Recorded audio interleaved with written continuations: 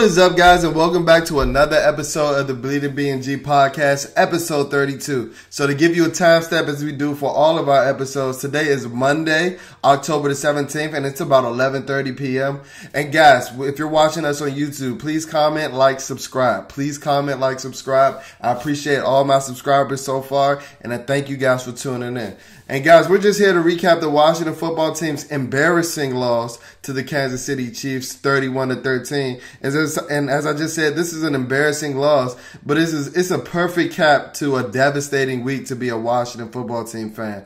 Honestly, with so much that we've gone through this week with the Sean Taylor fiasco, the email controversy, everything that has just been brought up off the field this week, this was a perfect ender for the on-field aspect of the organization. Guys, it was terrible. It was terrible. And I'm starting to really question, my fandom. This is the first time in a long time where I'm questioning, why do I put myself through it? And I think it's because I invested so much into the team this year, with us starting the podcast, me, putting away money to the side to become a season ticket holder for the first time, me supporting the team, me buying apparel, me buying merch, me buying everything, me putting in so much time, so much effort, and so much money. And I'm really and I've heard people say this before, so I don't want to feel like this was an original idea, but I honestly feel like I'm in an abusive relationship with the Washington football team because I don't think at this point they'll ever love me back. They won't ever love me back. Not the way that I love them, and I'm about to stop loving them I'm about to stop loving them so hard because this is despicable. This is crazy. This is ridiculous. Any word that you want to put in your vocabulary, out of your vernacular, this is crazy. Like I said, I was there, like I am for every game. And, we're going to give you the offensive breakdown first. And the reason why I really want to point out that I was there is because the biggest reason for this loss, despite what anybody wants to tell you, despite what you may hear throughout the Washington football team community, Taylor Heinicke was the biggest reason for this loss. And the reason that I said that, and like I said, I want to put a huge emphasis on I was there. Because like I said, I'm a fan that actually goes to the games, and never that. But the reason that I'm stressing that I was there is because there's some things that you don't see on the TV copy. And I've seen a lot of people throughout the Washington football team community in, between yesterday's game and today talking about Scott Turner's play calling. Let me tell you right now, I'm here to say that I know for a fact that Scott Turner's play calling, which was very conservative in the second half. I agree with all of you guys. But the reason that it was so conservative in the second half is because Taylor Heinicke was missing dudes running wide open down the middle of the field throughout the entire first half. Throughout the entire first half. I'm talking about from the first drive to the end of the first half. Taylor Heinicke could not see the field well at all yesterday. He was locking in on receivers. He was locking in on reads. He was almost hesitant to use his legs, something that we haven't really seen from him. It shows some remnants, honestly, from the Buffalo game. But Taylor Heinicke was the biggest reason that we lost this game. His stat line reads as 24 of 39 for 182 yards, 1 touchdown, and 1 interception. Listen to that stat line. You're dropping back 39 times for only 182 yards. That's pitiful. That is pitiful against one of the worst defenses all time historically. This was the only defense in the league worse than us, and we couldn't even score on them in the second half. It's ridiculous. It's ridiculous. And like I said, guys, I was there. I know exactly why Scott Turner called a bubble screen on 3rd and 2 on the short side of the field in the red zone. Not saying it was a good call at all, but he was giving Taylor Heinicke one read because that seemed to be the only reads that he was making. We heard all this talk about him being a 5-read quarterback. My butt. I'm going to try not to curse this episode like I said in the last one. I don't know how well it's going to work, but this is what this team brings me to. It was a horrible performance from Taylor Heinicke, and he's starting to show the reasons why he's been a career journeyman. He's starting to show the reasons why he was a backup on the XFL team. And there was a reason why I told you I was so hesitant to jump on the bandwagon, and he's showing them right. He's showing why, guys. I'm talking about there were guys running wide open in the middle of the field. Not saying that Scott Turner, Sean McVay, or any type of play calling guru, but Taylor Heinicke was just missing guys. And the reason why is because he's the same height as me and he can't see over Eric Flowers. He can't see over Chase Roulier. I'm telling you why. It's the same reason why he throws those lollipop passes. His height is an issue. His height is an issue. And what I was telling a couple of fans that were sitting next to me, because I said bleeding BnG, we're never scared to hold back our thoughts. I was pointing it out in real time. I'm like, look at all the open dudes that he's missing, specifically in the middle of the field. Specifically in the middle of the field, because he can't see these guys. And then, a fan that was sitting next to me is like, well, Kyler Murray can make those throws. Yes, Kyler Murray is outside of the pocket 75% of the game.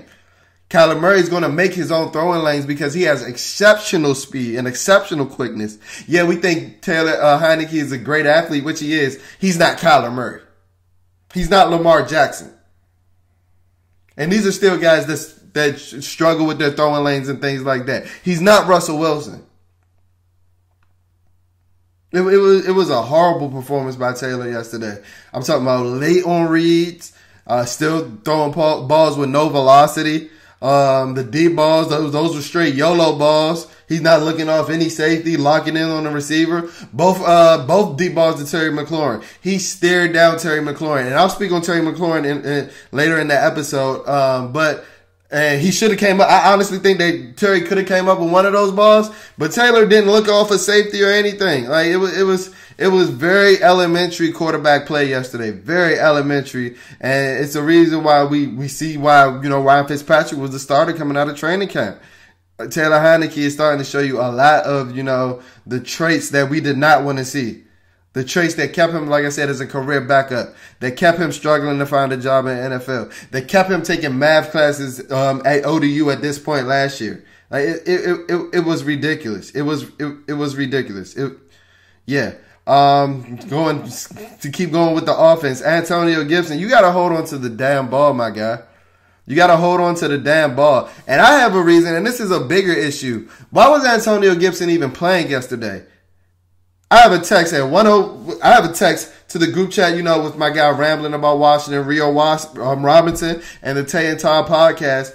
And it's at 1:09 p.m. I said, Antonio Gibson is not healthy. This guy's limping between plays. This is during the first series. And, he's already reported that he has, shin splints and a stress fracture and things like that. This is a guy who's a 230-pound running back with lower leg injuries. This can't go well. And it didn't. Yes, you do have to hold on to the ball, but if you're focusing on these injuries, it's going to be hard for you too. It's going to be very hard for you too. And this goes back to what I've been talking about in the last couple of episodes with, us having a roster issue because, evidently the team doesn't have much faith in Jared Patterson as, a bell cow running back. Somebody that's going to take those carries. J.D. McKissic is great in the pass game, but he's not necessarily somebody you want running the ball between the tackles. And it's something that I think Jared Patterson can do. So why is he only having one carry yesterday? Like it's ridiculous. And the thing is, at this point, we lose whatever type of way you want us to lose. Because the defense actually, and I'll touch base on them, they actually had a solid first half. But now the offense doesn't want to hold up its end of the bargain. We can never just get to clicking on all cylinders, and it's hurtful to see. It's honestly hurtful to see because we go through it week in and week out where, we hear all this coach speak, it's just one or two plays. All the guys got to mature, but we're not seeing the improvement. And we're not hearing the sense of urgency from the coaching staff, from the front office and things like that. Don't even get me started on the front office. I'm going to lay them a new one later in this episode. But Antonio Gibson, he had 10 carries for 44 yards. And I honestly think that, Scott Turner was hesitant to run the ball with him after that fumble because that fumble was bad. He never really had secure control of the ball on that possession. He fumbled the ball. And like I said, it looked like he was worried more about the injuries than the ball. And I can't really blame him. This is a running back with shin splints and stress fractures. Why is he even playing? Because we have to force him because we don't have faith in our other guys. A roster issue. This roster is flawed. And this is a reason why I don't really see us winning too many more games this season. This is a flawed roster. J.D. McKissick, he played pretty well. I did like seeing him involved more in the pass game and things like that. But, I mean, it seemed that was the only thing that Taylor Heineke could hit yesterday. So I'm going to take that with a grain of salt. I'm going to take that with a grain of salt. And if you guys can remember in training camp, Taylor Heineke was talking about how he rather preferred to throw to the right side of the field to the left. That is so true. So why are you giving them your scouting report in training camp? If you go look at the game yesterday, it was about 75%, 25% share of, Taylor Heineke throwing between the right side of the field and the left side of the field. Because I damn sure rarely ever saw him throw through the middle. I think he completed one dig route to De'Ami Brown. But you gave him your scouting report like you can overcome it. What is going on?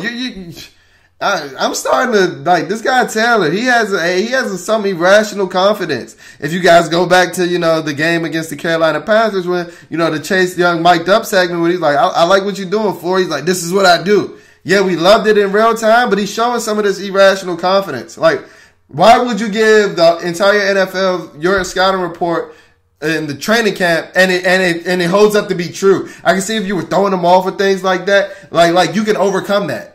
Like, you have the arm strength and the physical, natural ability to overcome it. Like, I'm kind of glad that I didn't, head up full steam ahead on that Taylor Heineke bandwagon because it's looking really rocky. Ricky Seals-Jones. Ricky Seals-Jones has played pretty well. I honestly haven't seen much of a drop-off in between Ricky Seals-Jones and the healthy Logan Thomas. Now, that's no shade to Logan Thomas. It's more to talk about how Ricky Seals-Jones has stepped up. Even watching in real time yesterday, he was, giving effort in the blocking game. By no means is he a dominant, blocking type tight end or anything like that. But he's not Jordan Reed, he's not Vernon Davis, older Vernon Davis. Washington football team version of Vernon Davis. He's not that. He will stick his nose in there, and I think he has the athleticism and the footwork to move some people in the run game. And then that's a positive because there aren't really you can't really have as many tells when he's on the field. It's not an automatic. Oh, he's passing. Oh, it's a run play. Oh, it's a pass play when he's on the field. If he's able to provide just some sustainability in the run game, which he showed me yesterday. He had a really good performance yesterday. I think that the touchdown was a beautiful play design where Scott designed, the bubble screen, and then Ricky Seals-Jones faked the block and then cut up the seam. It was a beautiful play call, and Ricky Seals-Jones saw some of the explosion from the tight end position to convert that into a touchdown, even though he was running wide open. He still had a couple of yards to get there to get to the end zone, and he made it. Great performance by Ricky Seals-Jones. John Bates actually caught a pass yesterday, and I think that the offensive line held up pretty well. I know it seemed that they made. I know it seemed yesterday that they allowed some pressure. They did allow some pressure, but a lot of that had to do with Taylor Heineke holding on to the ball. Like I said, I agree with a lot of you guys that the play caller was really conservative in the second half. But Taylor needs to know this as well. He has 1 and 2 read plays where, if the first or second read isn't there, you got to make something happen. You got to get out the pocket. You got to extend plays. You got to do these things that you're doing against these bad defenses. Your performances are starting to look like a facade. You're a guy that, we can win with. You're a guy that we can win with, but we can't count on you to win us a game. And, that's typical qualities of a solid backup quarterback, which I'm starting to believe that Taylor Heineke is, and nothing much more. Because like I said, it's great for you to torch a New York Giants defense and Atlanta Falcons defense. But what's happening when you're going against the Saints of the world, the Bills of the world, and then you go against the worst defense in the NFL, but they still have a solid team and a solid organization, and you don't play up to par. You do not play up to par. Guys, we got shut out in the second half by the worst defense in the NFL. Listen to how that sounds. And then this is showing shades of 2019 offense again. 2017 offense again, where, like I told you guys last week, it's Terry and the Pips. And yesterday, Terry was one of the Pips, to be honest. Terry McLaurin did not have one of his best games. The stat line read as 4 receptions for 28 yards. He nearly almost lost me my fantasy game. That's why we're recording this pod so late. I had to see what my boy Josh Allen did. Thank you for making up for what Terry McLaurin couldn't give me this week. But hopefully, Terry, we can get back on track next week. But and it wasn't all Terry's fault. It wasn't all Terry's fault. I did think that, the first deep ball in the first quarter, I think that Terry could have came down with that ball. That's a ball that we seen him come down with. He did have his first drop of the season on a low ball. It could have been a better ball, but we seen Terry specifically make that play, and we seen other receivers in the NFL make that play, and we see other top 10 receivers in the NFL, which I personally believe that Terry McLaurin is. We seen them make that play. So it's been two straight, 2 rough weeks for Terry McLaurin. So hopefully he can bounce back against Green Bay. And like I said, it wasn't all of his fault. He did have the offensive pass interference, which was just a bad play by him. It was clear and evident he was blocking downfield. And it wasn't Terry's best game. It wasn't Terry's best game at all. I did want to mention, yesterday, as I mentioned last week, I told you that I finally saw Terry getting frustrated on the field last week. And it's something that I haven't really seen in his, 3 years as a Washington football team player. And I don't know if it's with the quarterback play, but the reason that I bring this up, if you guys can remember the second deep ball that he threw to, that Taylor threw to Terry, I believe in the third quarter, where Terry didn't really get up under the ball. Guys, Terry McLaurin jogged that route. And I think it's because he didn't expect Taylor Heineke, Mr. Wet Noodle Arm, to, he knew that he was running a go route, a fly ball. He didn't expect that ball to come this way because the ball hadn't been coming his way all game. The ball had not been coming his way all game. And it was a go ball, but it was kind of up the seam towards the middle of the field. And I'm telling you, that's why Terry jogged the route. Not making an excuse for Terry. And Terry, we do need to run all our routes at 100%, which you normally do. But I'm telling you why. We've never really seen Terry McLaurin not get up under a ball. Yeah, he might not be able to make a catch or anything like that, but when have we really seen Terry McLaurin, who's a speed demon, not really get up under a play to even get his hands on the ball? You get what I'm saying? And I'm telling you why, because he jogged that play. He jogged the route. He jogged the route. And then when the ball was up in the air, he tried to speed up, and he's so fast that he still got to step on the DB, but he didn't get back. He wasn't able to track the ball. And there are reasons why. He's losing faith in Taylor. And I do want to mention one thing. I made a tweet. It was right after the Dustin Hopkins miss where I said we win this game with Ryan Fitzpatrick. Guys, let me tell you now, there was no chance we was winning that game with Ryan Fitzpatrick. I will admit it. I was a prisoner of the moment in that time. But you got to remember, we were still in the lead at that point. And, I'm going to eat crow on that one. Because the events that led right after that the events that, happened right after that tweet. Yeah, there was no way that we was winning that game yesterday. We could have had Jesus Shuttlesworth. We could have had Jesus Christ himself back there at quarterback. We wasn't winning that game yesterday. So I just wanted to mention that because I was getting attacked by a lot of the Washington football team community. I'm like, look at the time of the tweet, guys. I had a couple Stella Artois in me. Just look at the time of the tweet. You guys are right. I'll give it to you this time. But the offensive line, like I said, the offensive line played well. And I think that's a pretty good wrap up on the offense. This was probably their worst performance of the season, so it's not really too much for me to say about them.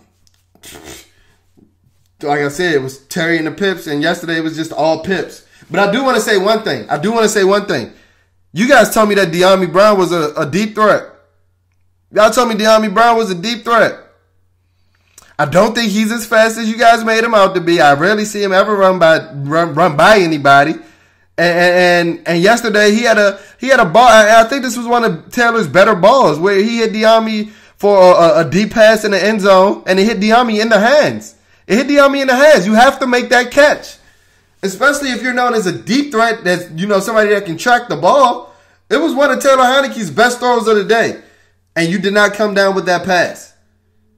And then, after De'Ami, it's scarce. What Adam Humphries right now, Antonio Gandy Golden, it's bad. It's bad all the way around. This is a roster issue. This is a banged up roster. Antonio Gibson had an MRI today. The outlook for this season isn't looking too promising, guys. It isn't looking too promising to say the least. All right, so that's it for the offense. And since we're at the halfway point of this pod, where we just had the defense to wrap up. I'm going to go ahead and talk about this Sean Taylor halftime ceremony. I think this is a pretty good segue. And I didn't really want to talk about the Sean Taylor, retirement ceremony fiasco leading up to the game because Sean Taylor really impacted me, right? So it was really making me upset. Like, I played safety. My birthday is November 21st, so my favorite number was 21 even before Sean wore it. And then when he ended up wearing it, me and Sean are locked in. Like, I was in 7th grade when he died. I cried like a baby for about a week straight.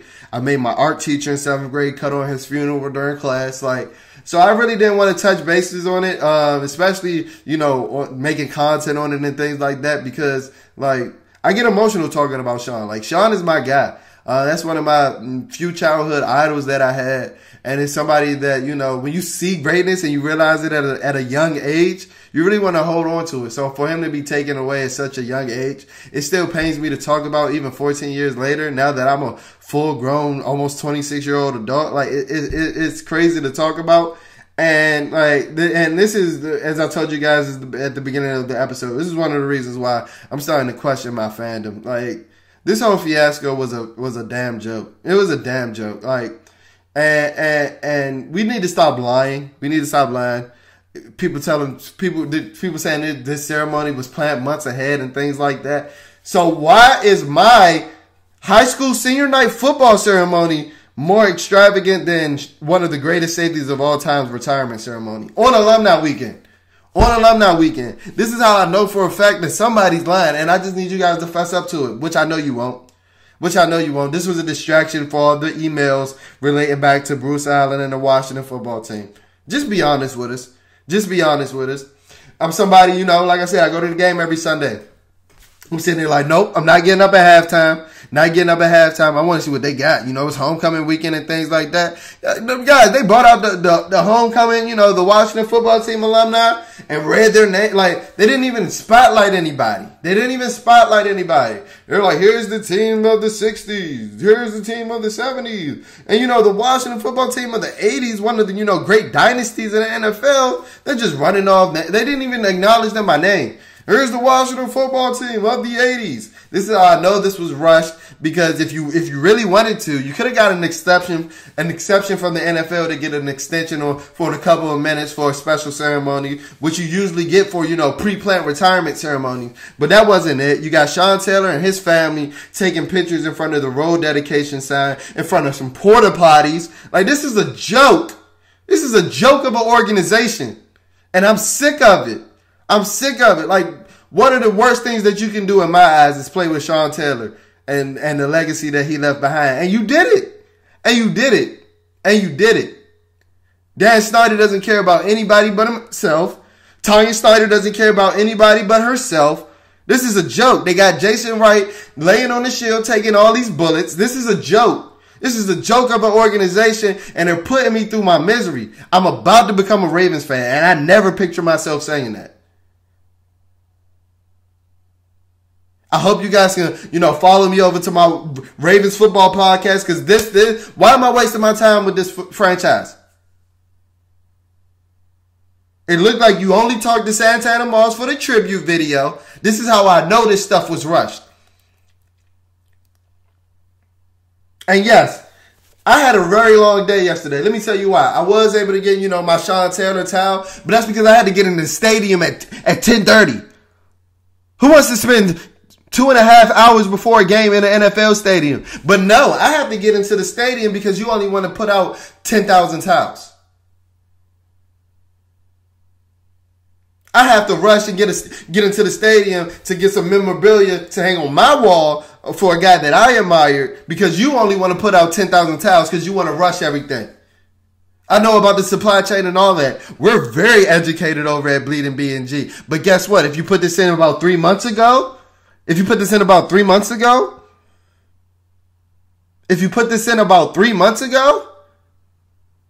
supply and demand would have been there. Because this is a joke. Like, by halftime, by the first quarter, I was tired. Because I got to spend, and it's all a ploy to put more money into Dan Snyder's pockets. It's all a ploy to put more money in Dan Snyder pockets. We're going to get the first 10,000 fans in there so they can rush in there. At least we got 10,000 fans in the stadium now. They got to buy something, right? They got to get something to drink. They got to eat. They in here 3 hours before the game. Then they got to be in here for another 4 hours for the game. Like, this is I'm speechless. I'm a podcaster and I'm speechless. Like, this is ridiculous. This is a joke of an organization, and I continue to ask myself, why do I put myself through this abusive relationship for a team that is not going to love me back? I apologize, Sean. I can't believe they did that to you. Going on to the defense before I really go in like I really want to. Let's go on to the defense. Chase Young. I think Chase Young played his best game of the season. And I think we have to temper our expectations with Chase Young at this point. I don't think that he's producing generational type talent, generational type production to this point. No, he does have generational type talent, and I'm going to always be a believer in that with some of the flashes of things that he has shown. But he isn't producing generational type, production at this point, but he is playing a lot better than he was earlier in the season. He had a sack early in the game yesterday where he showed, a really good move. I'm really curious as why he's lining up over the right side, over the right tackle, the left side of the defense so much this season. It's something that they did last season. I didn't see them do it nearly as much. But Chase Young had a really good game. I think that Jonathan Allen was pretty good as well in the pass game. Early in the first half, when we were sticking to our scheme of keeping two safeties high, we were pretty good. We were looking pretty good. Getting constant pressure on the front four. Patrick Mahomes is a tough guy to sack because he leaves out that back door of the pocket and things like that, and his pocket awareness it's kind of shaky, to be honest, but he's able to maneuver in the pocket where he's kind of hard to sack. I wasn't mad at the D-line's play in the first half yesterday. I wasn't mad at the scheme in the first half yesterday. Jamin Davis had a really good game yesterday. I thought that Jamin Davis was actually really solid in coverage. If you look at some of those underneath routes, if you look at some of the, plays where Patrick Mahomes was holding the ball for a second longer, a lot of those were due to Jamin Davis erasing that middle underneath route. He had a really solid game in coverage yesterday. And it's some of the things that I saw on film in Kentucky. Like I told you guys early in the Bleeding BnG podcast series, I never thought that Jamin Davis was a downhill linebacker. Never. But he's great in coverage. He's great side to side. And, he had a really, really good, I think he played 53% of the snaps yesterday, 11 tackles. He was all over the field. Cole Holcomb was all over the field. The linebackers played really well yesterday. But the secondary is still ass. The secondary still sucks. The secondary is still horrible. William Jackson III is the second coming of Josh Norman. Like, how do you... It's like... Guys, and let me know if I'm... It's like corners, no matter the scheme, we can't even talk about scheme and things like that, because we played a lot of man yesterday. Played a lot of two-man high yesterday. A lot of cover two. We played a fair share of man yesterday. So William Jackson can't even use that as an excuse. So is it like, guys, do cornerbacks come to Washington and just forget how to cover? Like, is it something about the DMV? Is it the DMV water? Like, what's going on? Josh Norman, William Jackson III. Carlos Rogers got better when he left D.C. Sean Springs wasn't as good when he got to D.C. What is going on? Do cornerbacks just get to Washington and forget how to cover? Everybody except D'Angelo Hall, who had a kind of a career renaissance when he got here. But it's like every other cornerback just gets to Washington and is like, I'm not a corner anymore. I'm not a good corner anymore. I'm burnt toast now. It's ridiculous. The secondary sucks. Guys, Patrick Mahomes was going away from Benjamin St-Juste to pick on William Jackson. He was going away from our third-round rookie cornerback to pick on our $14 million a year prize free agent acquisition. You know how backwards that sounds? Do you know how backwards that sounds? Kendall Fuller caught a pick yesterday, but granted, the ball came right to him. Tyreek Hill tapped the ball up in the air right to him, but he was still getting picked on. He's still getting picked on. Like, it's bad. Tyreek Hill crossing up, shaking William Jackson, looking back at him mid-play and keep going. The level of disrespect. Guys, I saw Tyreek Hill catch a hitch route. I saw Tyreek Hill catch a hitch route about 3 yards, 4 yards, give William Jackson one of the meanest stiff arms of 2021, almost get the first down. William Jackson got up and dapped this man up. I lie to you not. He got up and dapped this man up. That's how you know he's just happy he got paid. He's just here for the vibes at this point. He's just in Washington for the vibes. William Jackson III, he is the hamburglar. He is robbing. He is robbing the bank right now. But nobody's robbing the bank as bad as Landon Collins. Landon Collins over here getting mossed by no names. Guys that got as much NFL experience as me. Like, is that how you wanted to honor Sean? By getting mauled by Jody Fortson? And then if you heard Coach Rivera in his press conference today, the day after the game, Landon did play a lot in the box yesterday. And I think that was due to, the game plan early in the game was, to keep two safeties high. And those two safeties yesterday were Cam Curl and Bobby McCain. And Coach Rivera said, we do believe that, Landon plays his best football closer to the line of scrimmage, which is true. But I think that's also Coach speak for, we don't think that Landon can cover anymore. He's not throwing this guy under the bus, but when a coach says that much, he's saying enough. He's saying enough. And Landon, he plays so flat-footed. The injury has just zapped Landon of anything that he has. And it's getting to a point where I get irritated with anything he does. I don't know if you guys remember late in the second half, there was a ball in the flat that Patrick Mahomes threw that ended up incomplete, where Landon Collins was playing a flat zone and things. He wasn't really close to making that play. He's over here clapping his hands, slapping like he really got the ball. I got so ticked off. I'm like, bro, you weren't even there. Like, who do you think you're fooling? Who do you think you're fooling? Because if you actually moved and didn't act like your feet were in cement, you could have made that play. That could have been an impact play for Washington. Nobody was. I mean, you're pretty slow at this point, so you probably would have got ran down. But nobody would have been in that vicinity if you made a clean break on the ball. It would have been you and Patrick Mahomes in a race to the end zone, and you probably would have lost that one because you slow as a mug right now. But Landon Collins is just robbing the bank right now. He's just robbing the bank right now. And I honestly, I lie to you not. And, hey, this is the, fairy tale, movie mindset that I have. I thought that he was going to play for Sean yesterday. I don't think he's capable of playing for Sean at this point in his career. Landon Collins is washed up. He's very washed up. So, and last but not least, Jack Del Rio, my guy. Why'd you let them scare you out your game plan? Why'd you let them scare you out your game plan? I didn't mind the bend but don't break game plan from the first half. Like I said, you were playing a lot of two-man and a lot of cover two with safeties playing high. But I think, with that drive before half where, they got a field goal, I think you got nervous. No, the drive before half where I think it resulted in the actual Kendall Fuller interception, I think you got nervous. Because even with like 2 minutes left, you're playing prevent. It's still 2 minutes left, Jack. What are we playing prevent for?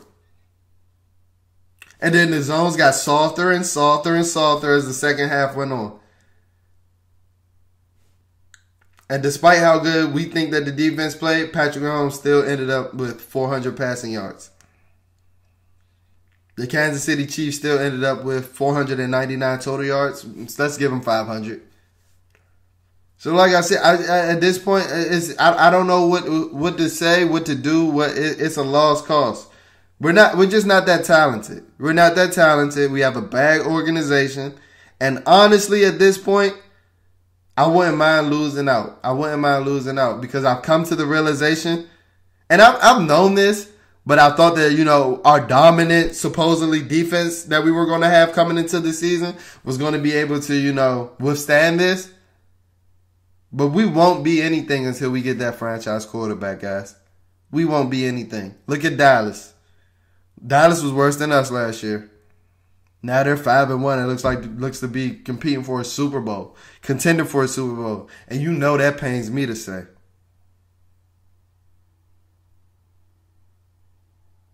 So, like I said, at this point, I'm at this point in the season where I don't mind if we lose every game, because it's about the big picture now. It's about the long term, and if you look around the NFL, you got to have a quarterback. The Arizona Cardinals are 6-0. They've never been a juggernaut of a franchise. The Los Angeles Chargers, are one of the best teams in the NFL. They've been snake bitten for years, but they have their guy now. Kansas City, one of the upper echelon franchises. We just saw a baby goat yesterday in Patrick Mahomes. So it's honestly come to the point where if it comes with us sacrificing the rest of the 2021 season for us to get that guy, I'm not mad at it. I'm not mad at it at all. Whether that be Matt Corral, whether that be Malik Willis, or somebody that shoots up to the top. Because I don't see us winning many more games with Taylor Heineke behind the helm. I don't. So that's it for episode 32 of the BnG podcast, guys. Thank you guys for tuning in. As always, tap into our social media pages. Tap into our Instagram at BleedingBnG. That's BleeDing BnG. Tap into our Twitter at BleedingBnG. Spelling a tad bit different. That one is at BleedingBnG. So it's only one G in our Twitter handle. Like I said, guys, at the beginning of this episode, if you're watching us on YouTube, please comment, please like, please subscribe, and please check us out on all podcast platforms. Please leave a rating and a review, especially on Apple Podcasts, so that when you're looking for Washington football team content, Bleeding BnG is your number one go-to. We're the thing that's popping up. We're the podcast that's popping up whenever you're looking for Washington football team content. You can search us on YouTube at Bleeding Burgundy and Gold, at Bleeding BnG, or you can search my name at Jalen Morgan. I appreciate you guys for tuning into episode 32 of the Bleeding BnG podcast. Guys, this is going to be a long season, but we're going to push this content out to you because I got to do it for my fans. I love you guys. Tap into our next episode. Peace.